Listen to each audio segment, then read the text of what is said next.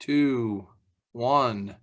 Well, hello again, South Dakota, and you are getting this after the conference, and this is our kind of log in later and learn something view. So really just appreciate again the South Dakota EMS Association for making sure that you guys still have the opportunity to get some education, even though it's not necessarily in the manner or method we all would have liked.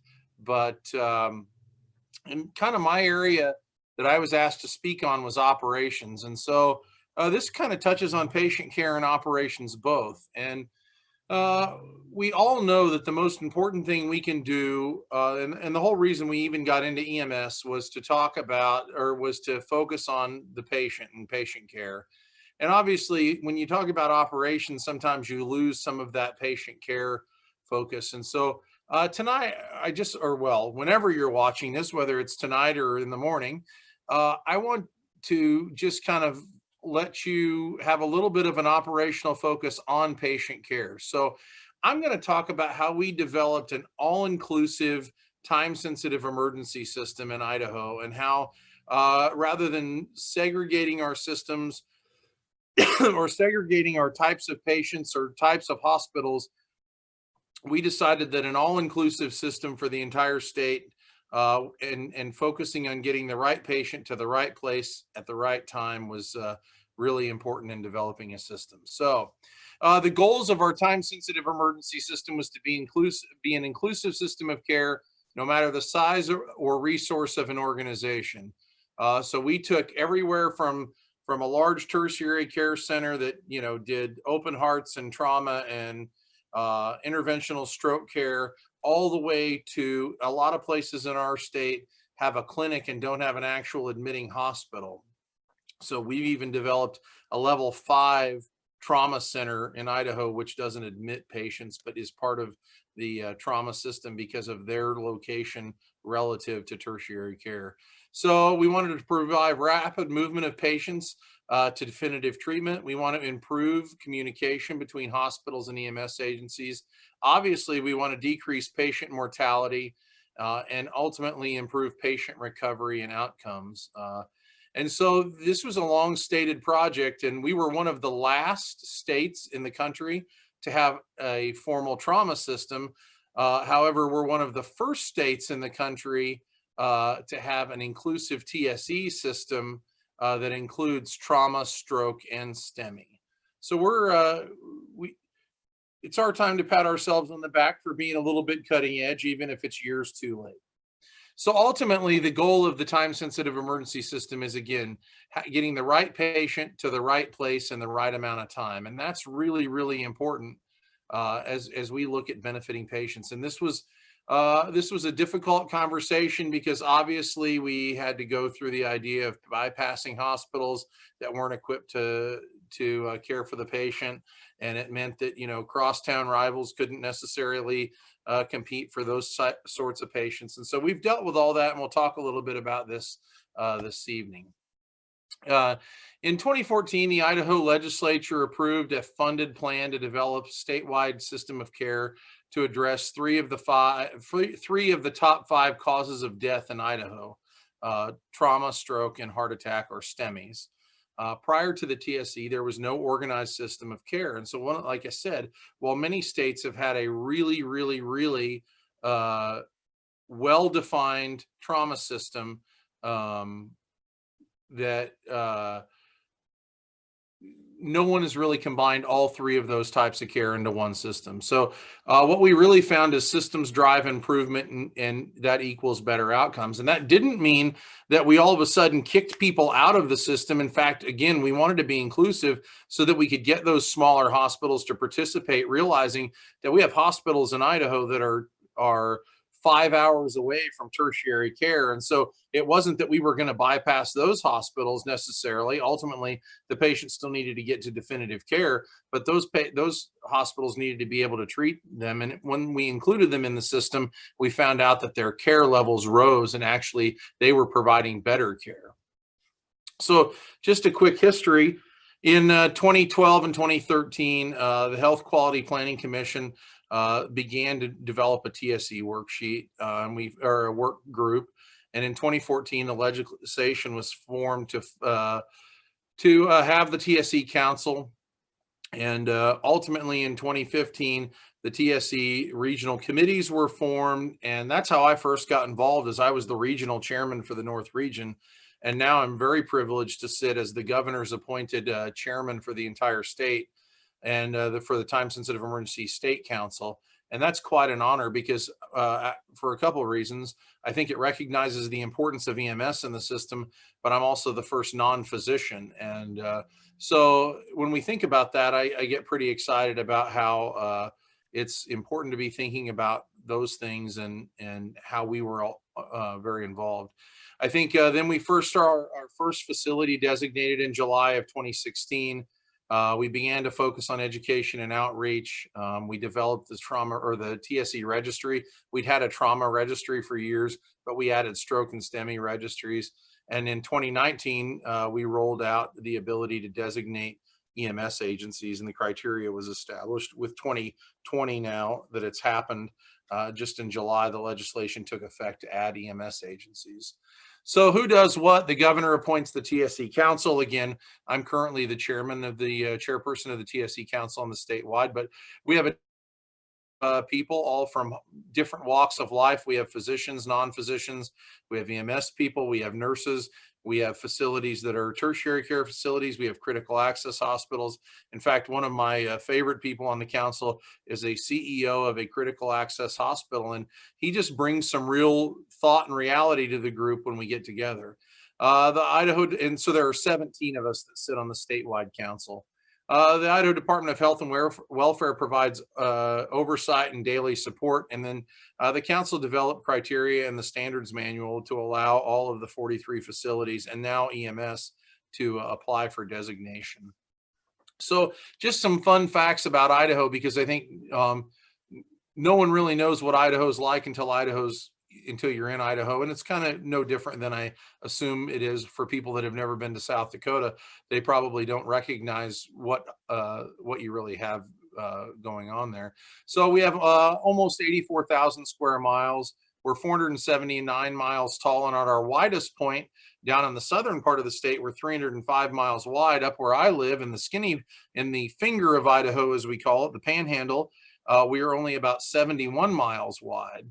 We have 44 counties. So Idaho County is the largest county, and 8,503 square miles. However, they have less than 2 people per square mile. They're one of the least populated counties. Our total population in Idaho is about 1.8 million right now. 43 acute care hospitals, 27 are critical access, and we have 6 counties in Idaho that have no hospital at all. Some areas are 2 hours from a hospital, let alone then we have some areas that are 5 hours away from tertiary care.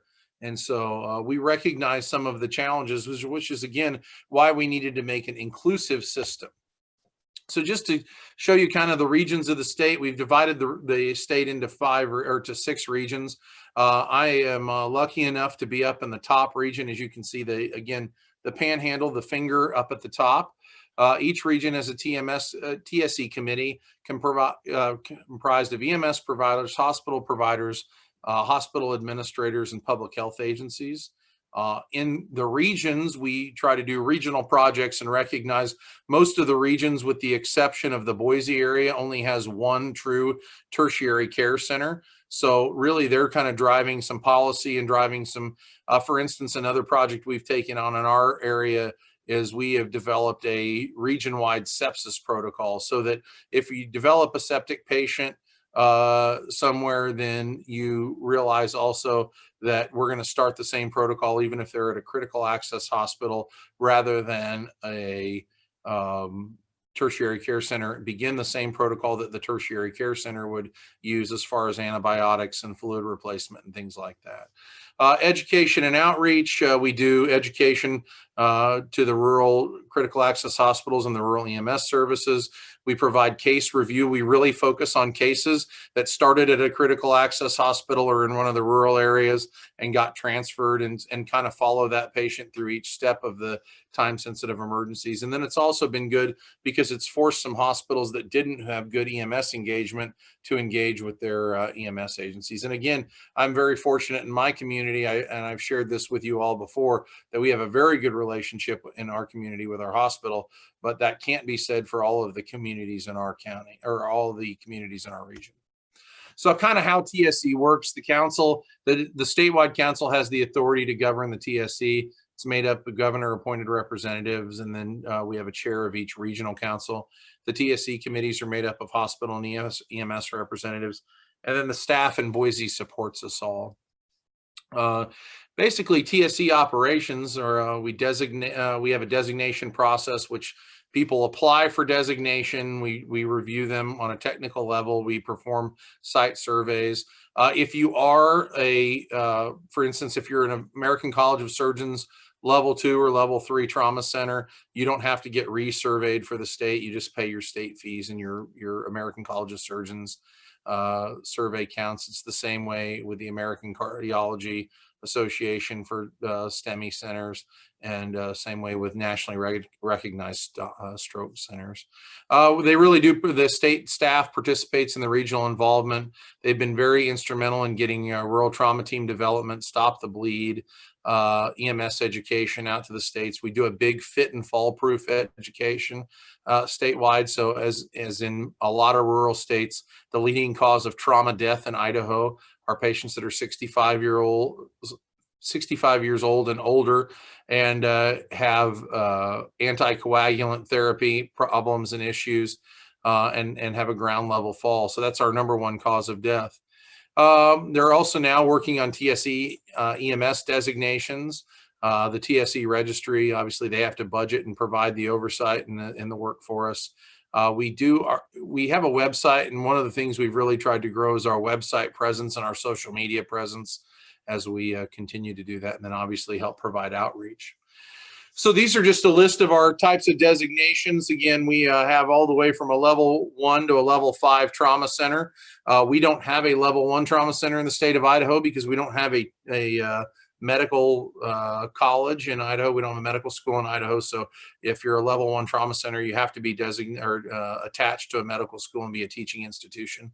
However, some of our level 2 trauma centers see the function as level 1s minus the teaching part. So for instance, St. Alphonsus in Boise sees enough numbers and has all of the services of a level 1. They just don't have a medical school attached. And we're fortunate to have several level 2s scattered throughout the state, including here in Kootenai County. We have some level 3 trauma centers, emergent care, basic OR services, level 4 trauma centers. Again, these are critically accessed. Typically no 24-hour-a-day OR service, stabilize in the ER and transfer to a tertiary care, to level 3, level 2 trauma center. And then again, we kind of broke the norm and went out with some level 5 trauma centers. And we have a couple, we don't have any in our region, but we have some down in southern, in Salmon, Idaho. There's a huge clinic there staffed by physician's assistants 24 hours a day, but it's a clinic. It's not an ER. It's not a designated hospital. But in that community, you've got some flight services close by, but you don't have the ability to keep a patient in house. So sometimes patients come into the clinic or even brought to the clinic by EMS and then stabilized there and shipped out. Strokes, we have 3 levels of strokes. Comprehensive Stroke Center obviously does advanced stroke care, invasive stroke care, primary stroke scanners, and then stabilization and transfers. So the level 3s we call the drip and ship. Level 1 STEMI centers are comprehensive, able to perform cardiac catheterization and open heart procedures. And then level 2 again are the drip and ship type model. This is a picture, and actually I need to update this because so I'm doing this on a Wednesday night, and yesterday on a Tuesday, I'd already done the presentation, but we actually approved two new designations. So of the 43 eligible facilities in Idaho, 29 of them have at least one designation. So that means 67% of our hospitals are designated to at least one level, whether it's trauma, stroke, or STEMI. Now, that said, we have 54 approved designations, so that means several hospitals are certified in more than one.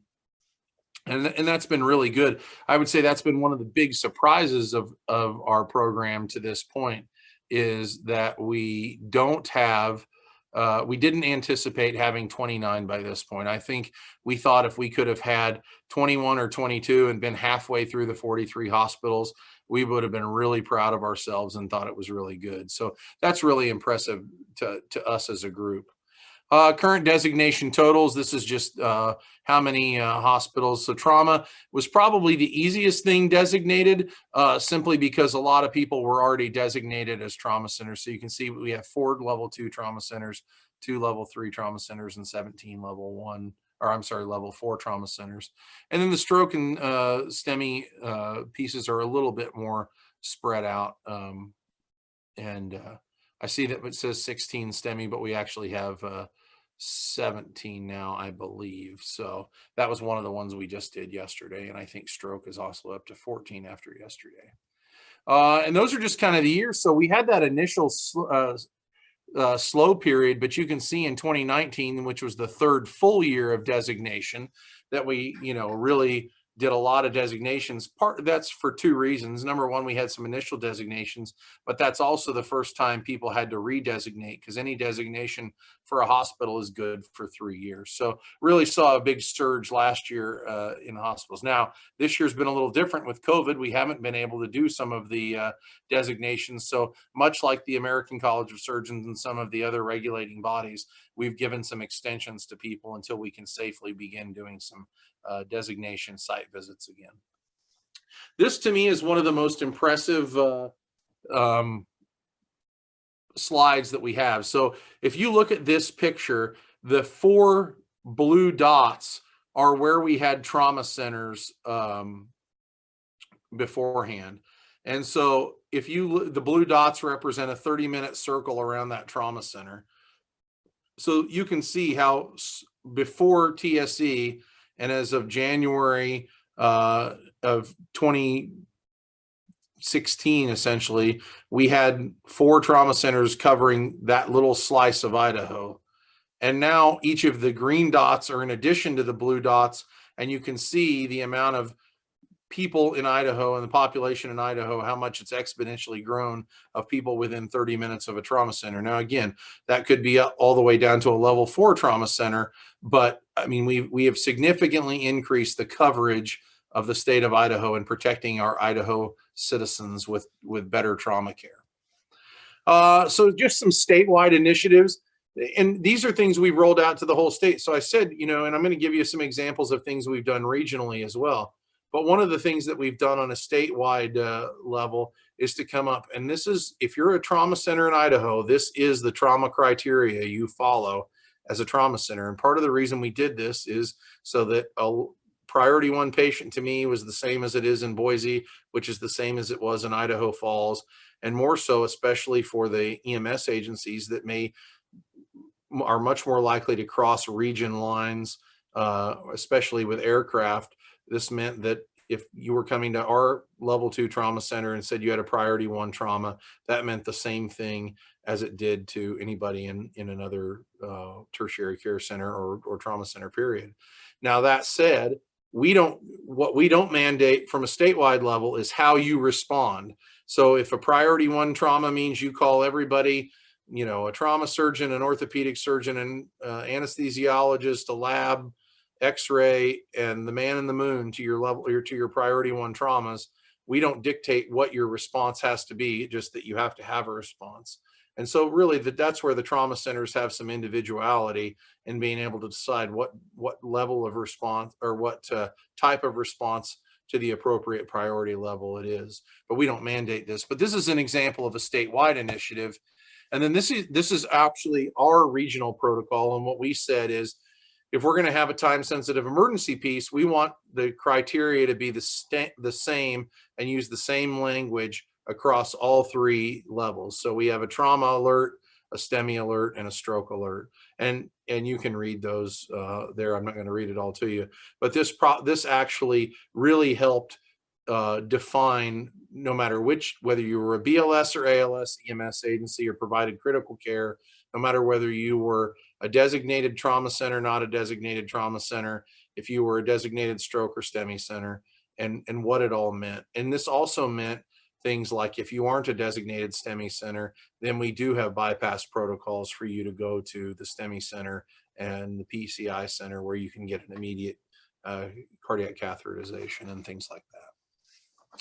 Just some regional highlights, and I stole this, so this was not ours, but this is a great example of what one of the regions did in southern Idaho. So they looked at the amount of time it took to transfer a STEMI patient from a non-STEMI hospital to a PCI center.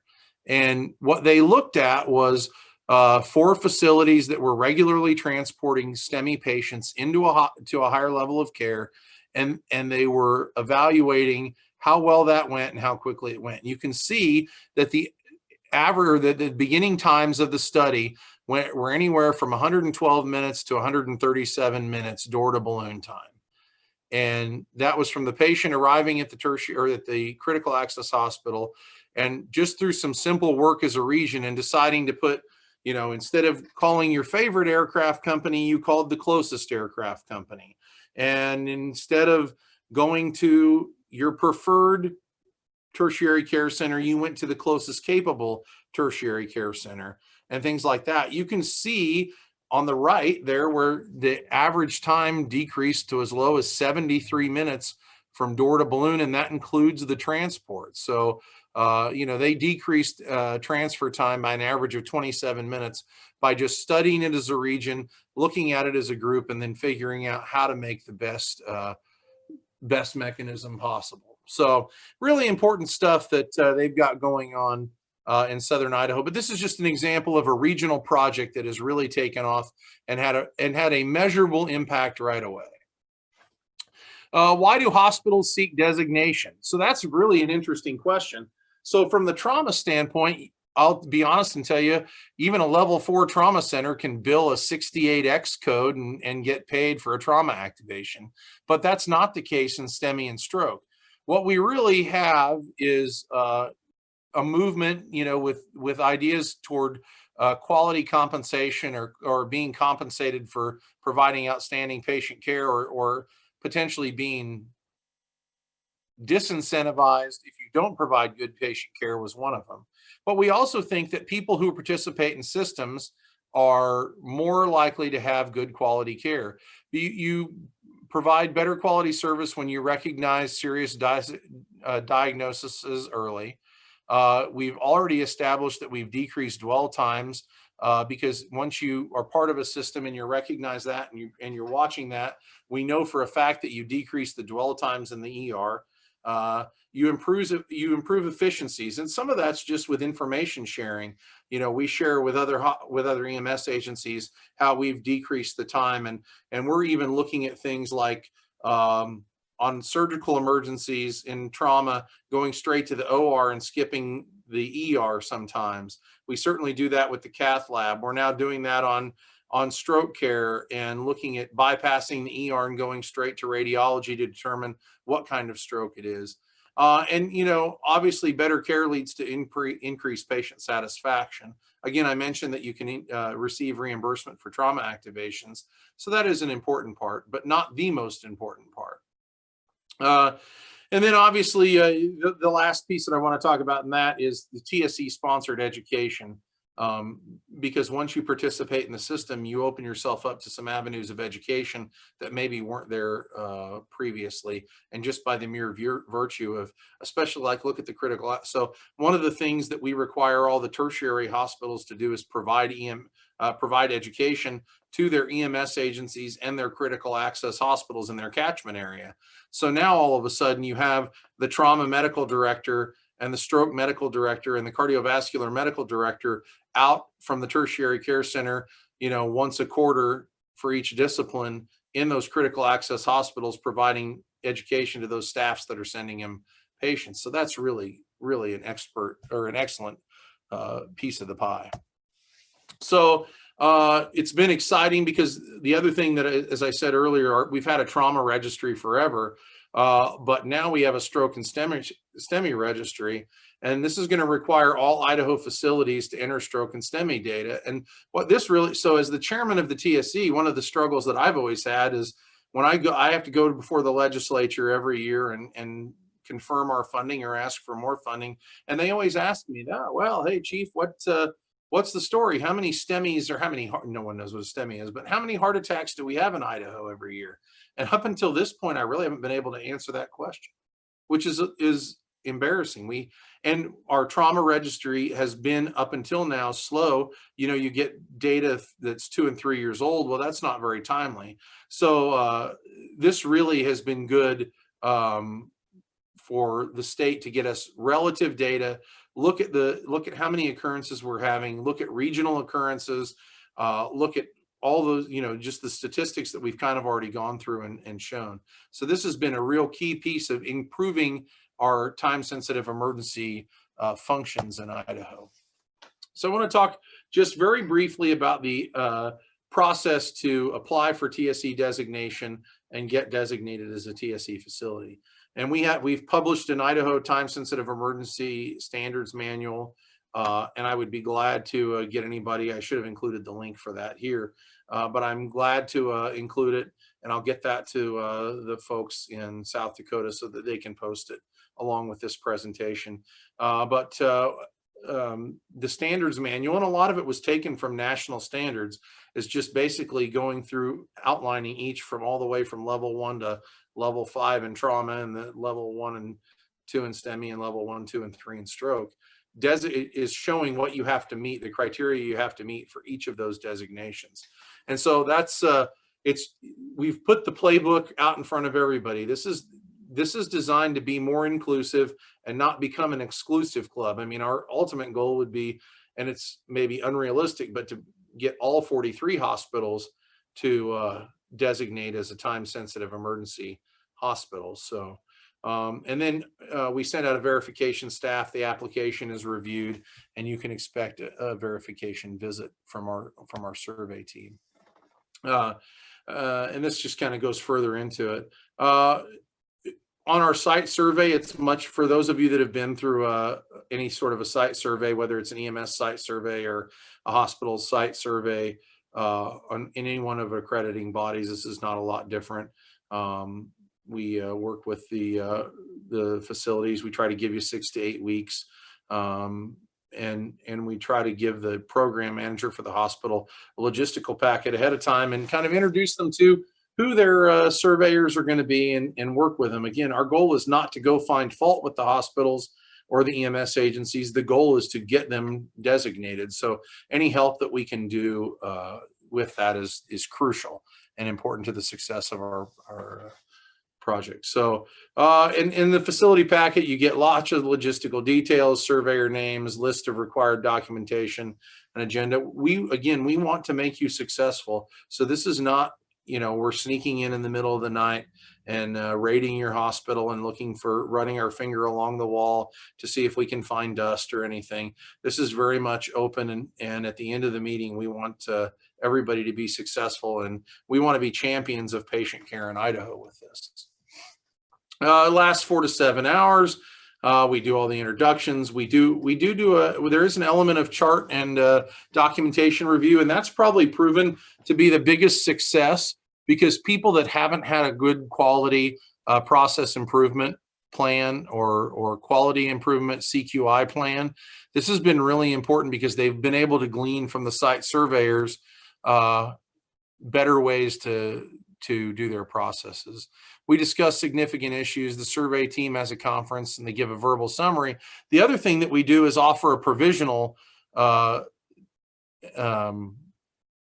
verification. And if you just had 1 or 2 things on the survey that you needed help with, we oftentimes will give you a provisional verification as long as you agree to finish those pieces at one point or another. So again, we try to be as user-friendly as possible. And then the surveyors submit it, and we meet once a month as the state TSC council, and we ultimately approve or deny your designation. And one of the things that we try to do is provide a letter, and we try to make it a press event. If one of us from the council will go and present it and have the local newspaper there, we think it's a big deal. We don't get into the politics of hanging the shingle on the side of the roof to say that you're the first trauma center in the region or the first STEMI center or the best STEMI center. We don't get into any of that. All we do is say you are designated as a TSC facility. But we try to make it a big deal because we recognize, especially for the smaller hospitals, the process that they've gone through to get there. So I want to talk for a moment about adding the EMS designation, because this was an interesting process.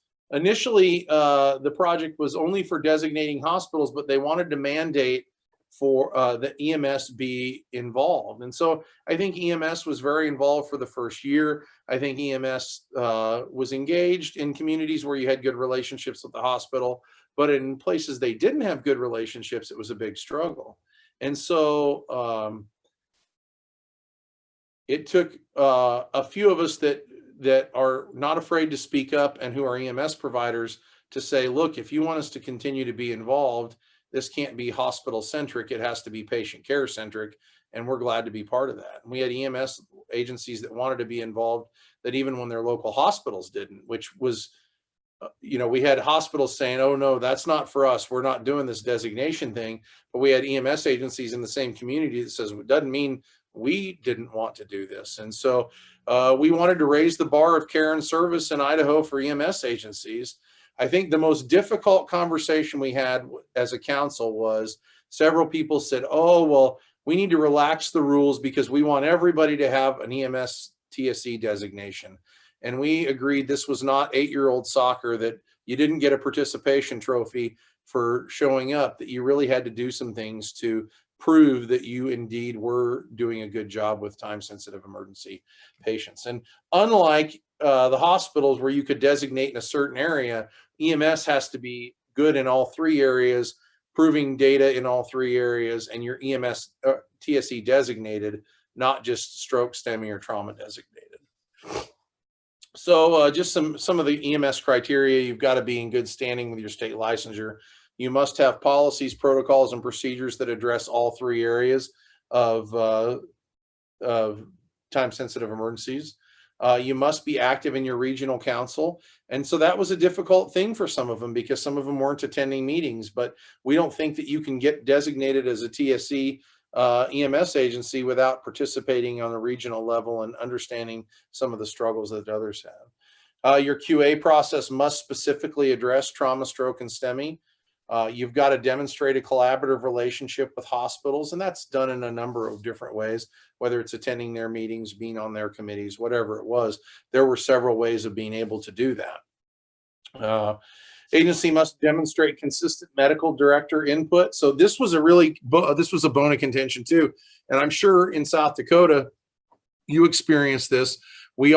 Several EMS agencies have medical directors that show up once or twice a year, sign the requisite paperwork, but other than that, weren't involved. And that's not an agency that is providing cutting edge EMS or patient care. And so we are forcing the EMS agencies to have direct and regular involvement of the medical director. You have to be able to demonstrate community outreach. We're allowing you to do this in cooperation with the hospital. So if you host Stop the Bleed classes or some community CPR classes or stroke education classes, whatever it is, and you can do it in conjunction with people, but you must do that. Then you must collect and be willing to disseminate your QA, QI data as part of your regional council. So you can de-identify it, but you need to be able to provide that data. And then, so in Idaho, there's 2 types of licensure. We have transport agencies that provide patient transport, but we have first response agencies that don't have a transport license. And so we decided that the transport agencies or the non-transport agencies could participate. They just have slightly different criteria as it relates directly to the time sensitive or to the transport criteria. So this is just an example of our BLS criteria, and I won't read each one. but we focused a little bit on trauma, a little bit on stroke, and a little bit on STEMI, and we're looking at the things that are really important. So again, in stroke, if you don't do a stroke scale, I mean, stroke scale's fine. If you have one positive on a stroke scale, on the Cincinnati stroke scale, for instance, you have a 73% chance of having a stroke. If you have three positives on the Cincinnati stroke scale, you have an 89% chance of having a stroke. So we felt like adding stroke scale in, again, documented last known well. And these are BLS criteria, so a scene time of less than 10 minutes. If you can't do any interventions, there's no sense in sitting on scene. We felt like those patients needed to be rolling down the road to either intercept with ALS or to getting to a point of care. And so those are just the BLS criteria. Again, other criteria, ALS advantage. If you were an ILS, so you did advanced 85 providers, you have to take optional modules. ALS, you had to do 12 lead EKGs. You must have advanced level training to your TSE protocols. And then again, transport agency or non-transport agencies addressed it, how they transfer care or call for additional transport in one of their mechanisms. So I just want to go through data real quickly. And again, the trauma registry was created years and years and years ago, almost 20 years ago at this point. The STEMI modules were developed in 2017, 2018, going live in 2019. And we now have a mandatory submission by any facility licensed as a hospital in the state of Idaho. So trauma, and I'm not going to read all these to you, but this just kind of shows us again that half of the trauma incidents among females are in 65 plus age range. And the reason of that is because we're having ground level falls on anticoagulant therapy. No surprise to any of us, males have a higher rate of trauma than females from age 0 to 74.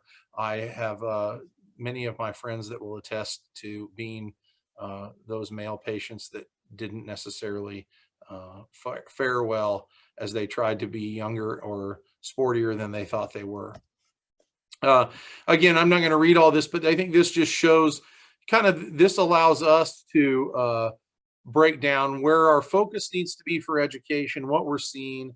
It's interesting. So we'll get anecdotal stories all the time of, oh my gosh, we need to provide education for to the public about horse riding accidents. And then you look at the list and you go, gosh darn it, I don't see, let's see. Yep, nope, don't see. So somebody had one horse riding accident. They thought it was bad, and they felt like then we need to do a statewide education campaign, where it would appear that 75.5% of all of the critical traumas are falls at a greater range. So that may be where we need to focus our education, or motor vehicle safety, or firearm safety. So this is really helpful. This is a great tool for us as we're developing education and criteria for the entire state.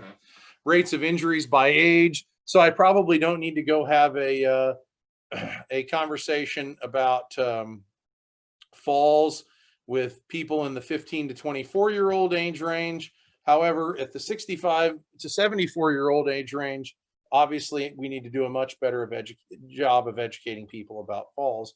Likely, just as in drowning and submersion, doesn't feel like I need to have the older population doing that. We need to focus our education at a much younger age. So these things are just, more than anything, show us where our education needs to be. Here's our, again, our dwell times in the ER. So this was a study of a few hospitals in one region in Idaho. So this looked at how we were doing and how we can get better in the meantime.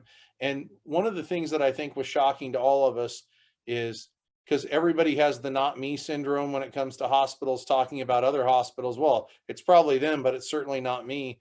And then when you start showing data that shows that our dwell times were 163 minutes before the patient was transferred to a higher level of care, that doesn't seem like we're providing good patient care, certainly not providing it within the golden hour. So just pretty interesting stuff. Ground ambulance transport times, strokes.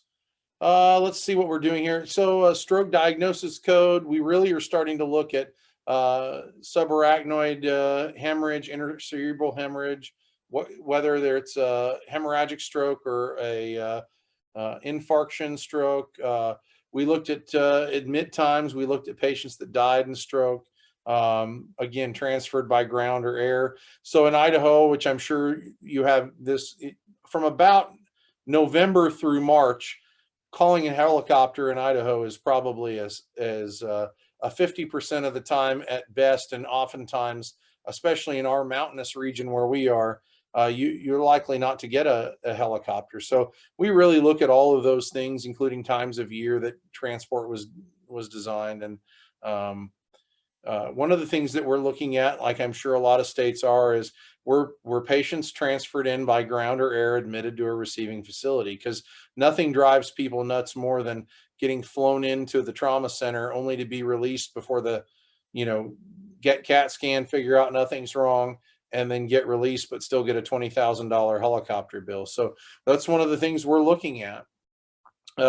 This again is in the Eastern Idaho region.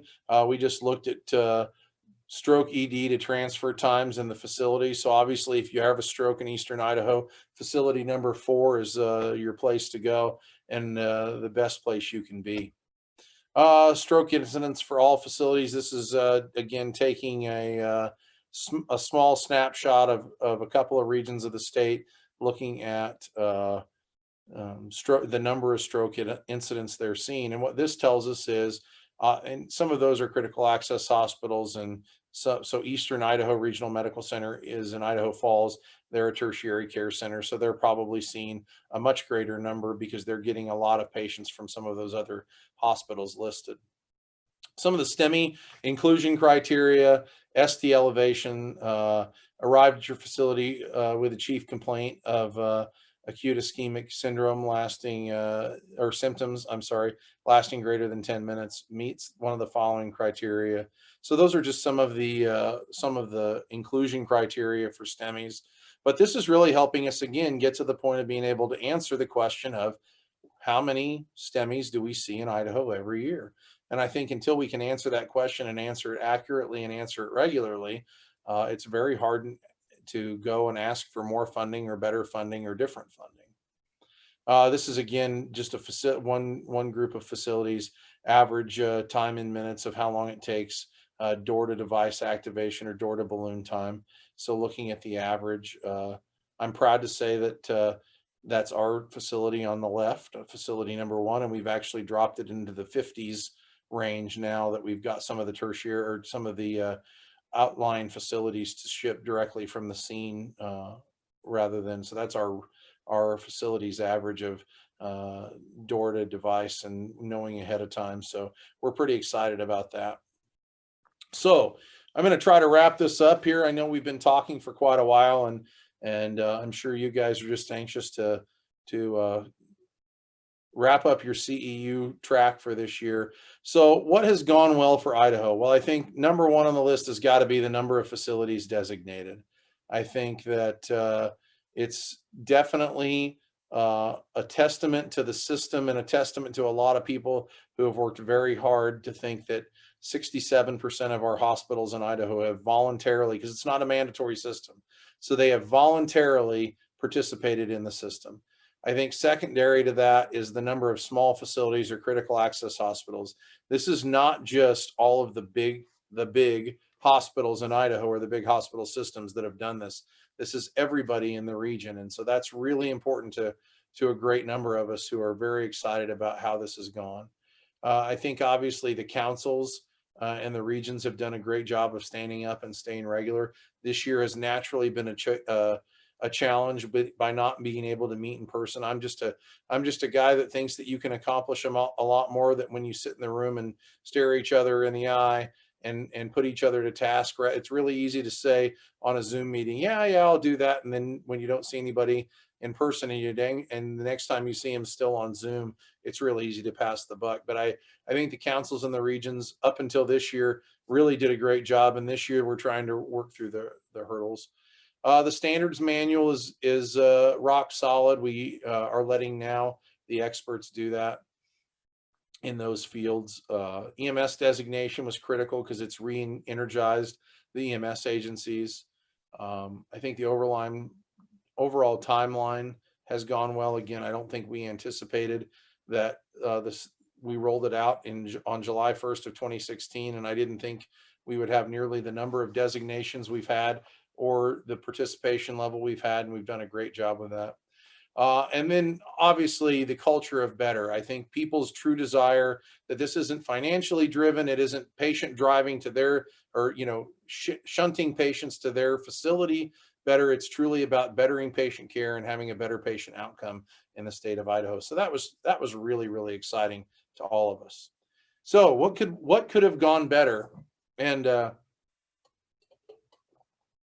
nothing goes perfectly, and I think shame on us if we're not willing to discuss what could have gone better. It should not have taken us 4 years or 5 years to get to the point where we can produce data. I'm sorry, that's a frustration of mine. It's something I harp on all the time. I just think that we needed to do a better job. The speed of the trauma registry is still frustrating. I can get quarterly data on stroke and STEMI, and I think the trauma registry piece is still moving at the speed of sound, or speed of a snail, and we're working on that. Several of the designated trauma centers are saying, hey, let's just skip doing the state trauma registry and submit our data to TSC, and that seems to go. The idea of that seems to be catching on. The speed of change. We're in state government, and so a lot of things that we want to change have to happen only in the legislative session. In Idaho, we do meet every year, but it's only from January 1st till about the second week in April, typically. So that's a struggle. I think I've already mentioned it, but I want to mention it again, data. And then what could have gone better is probably some of the training for the critical access hospitals on how to be trauma program managers, stroke program managers, and STEMI program managers.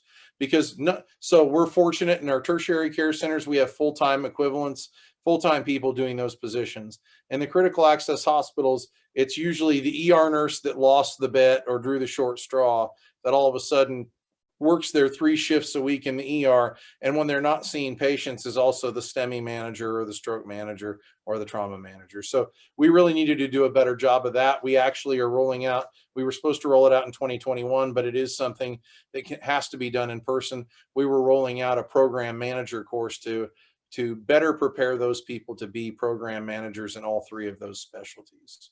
So what's next? The subspecialty groups I just mentioned. We are looking at eliminating or reducing designation fees. We have had such success. We don't make a ton of money on it. It certainly doesn't pay for the program, but we felt people had to have skin in the game. But we've had such success, and as money becomes tighter, we don't want to discourage people from doing those, from being involved. And so if money becomes the hiccup in our system, I don't think we want to make money the hiccup in our system. So again, I don't know what we can do on that. We haven't met. The classes for the subspecialty managers, we just talked about. Statewide, we're gonna begin a road show. Again, we're supposed to start in May of 2020, but we're going to move to each region of the state once a year, or I'm sorry, once every. Well, we're going to do it in 4 different places around the state so that we can kind of spread our meetings out and learn about what's going on in some of the other regions. I think we want to start moving towards the sepsis, adding sepsis as a designation. We've talked back and forth about it.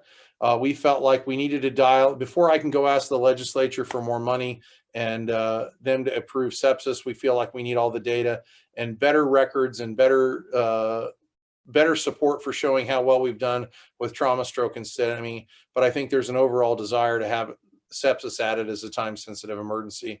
And then obviously we'd love to find a way to deal with less legal red tape. One of our probably, and I'm sure you've seen it on as we've looked through over the last few months in the political spectrum we all live in, our governor has initiated what he calls the Red Tape Reduction Act. And that's been very popular, but it means a lot of work for councils like us, but it also means that we can make better decisions quicker with less red tape. And so we're very excited about some of those things. So I'm just going to finish with this saying, and I think it's, although it was done by the American College of Surgeons, so apropos. The only thing more tragic than a death is a death that could have been prevented. And when we look at a lot of the deaths we deal with in trauma, stroke, and STEMI, it's not because we didn't know what to do. It's because we didn't get the right patient to the right place in the right amount of time. So I want to thank you guys all for your for listening for the last hour. Again, I would have loved to have been there, but it's been a pleasure to see you virtually this year, and I look forward to getting back to South Dakota soon and seeing you all. Thank you all so much, and have a great and safe rest of your 2020.